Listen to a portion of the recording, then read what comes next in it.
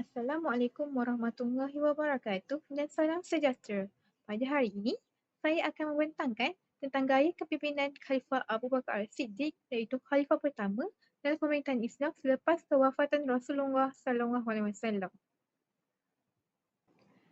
Sebelum saya memulakan pembentangan, izinkan saya untuk memperkenalkan diri terlebih dahulu. Nama yang diberi ialah Puteri Nabiha binti Azhar daripada kelas PT1S20.01 daripada kos Pendidikan Islam.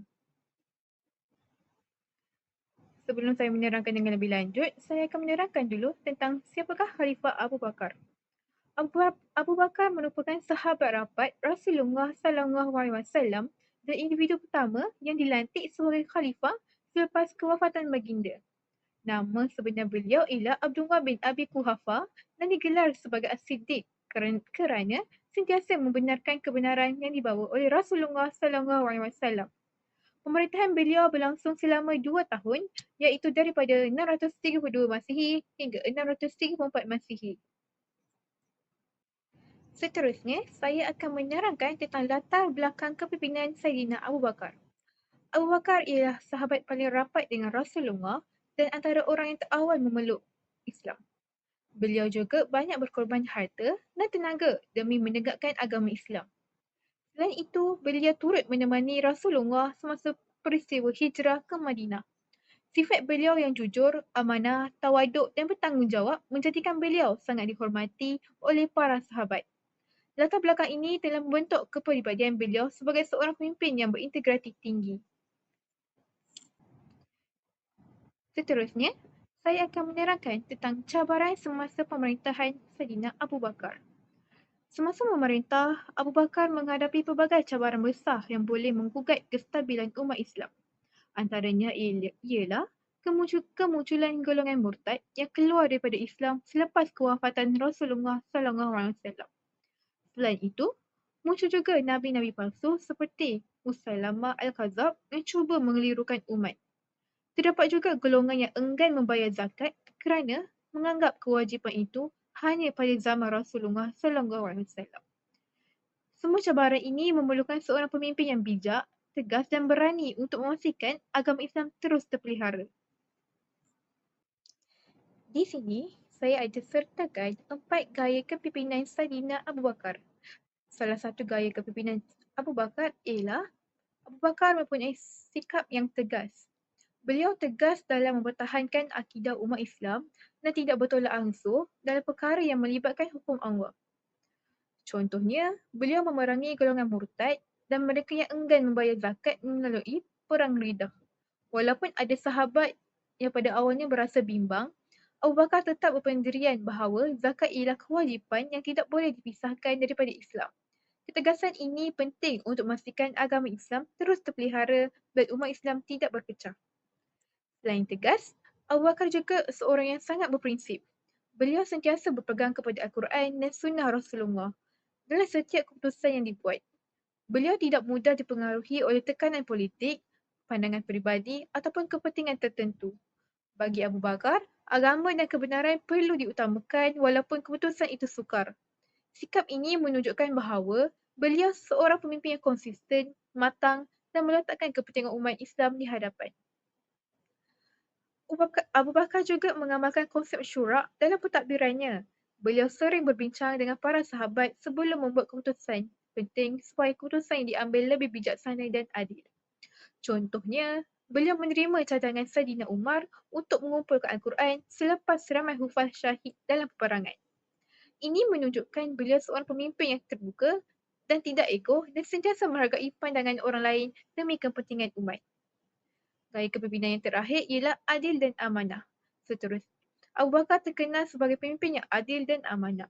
Walaupun memegang jawatan tinggi, beliau hidup sederhana dan tidak menyalahgunakan kuasa. Beliau sentiasa memastikan urusan pentadbiran berjalan dengan jujur dan bertanggungjawab demi kesejahteraan rakyat. Pada slide ini, saya ada sertakan contoh dalil hadis berkaitan dengan kepimpinan Abu Bakar.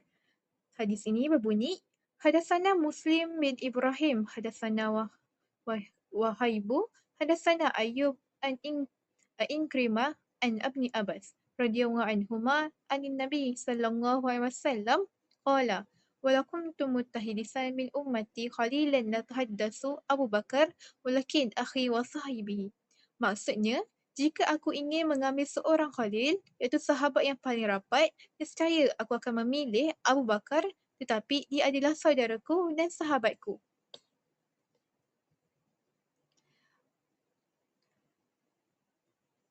Hadis ini menunjukkan bahawa Abu Bakar mempunyai kedudukan yang sangat istimewa di sisi Rasulullah.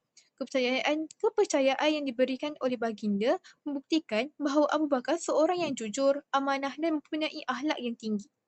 Hubungan rapat beliau dengan Rasulullah juga menunjukkan kesetiaan dan pengorbanan dalam perjuangan Islam.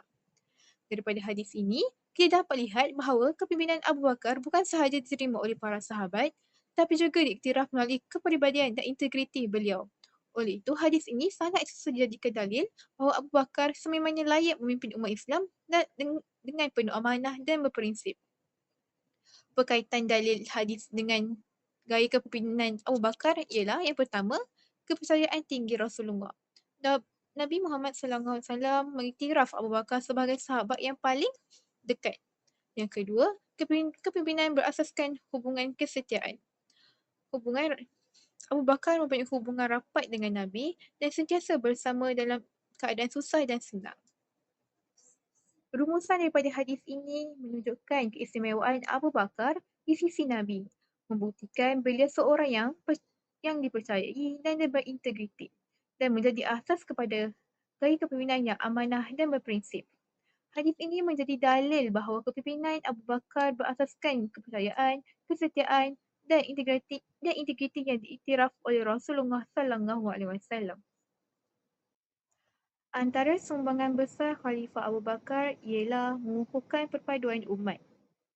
Selepas kewafatan Rasulullah SAW, pada waktu itu, umat Islam berada dalam keadaan yang sangat mencabar kerana berlaku perpecahan dan ancaman daripada golongan murtad serta Nabi palsu. Namun, dengan kepimpinan beliau yang tegas dan bijaksana, keadaan dapat dikawal dengan baik. Selain itu, Abu Bakar juga menghapuskan ancaman golongan murtad melalui perang Ridha, sekaligus mempertahankan kesucian agama Islam. Sumbangan beliau yang juga sangat penting ialah memulakan usaha pengumpulan ayat-ayat Al-Quran setelah ramai penghafaz Al-Quran syahid dalam peperangan. Usaha ini besar nilainya kerana berjaya memelihara wahyu Allah daripada hilang ataupun bercampur. Sumbangan yang terakhir ialah menjadikan kestabilan politik.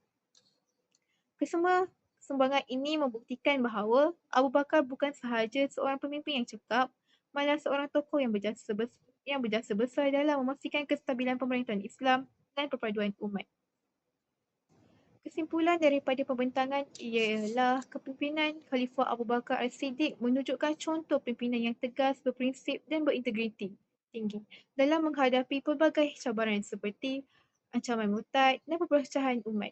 Beliau memimpin dengan berpandukan Al-Quran dan hadis dengan mengamalkan syura serta menitik beratkan keadilan dan amanah dalam pentadbiran beliau.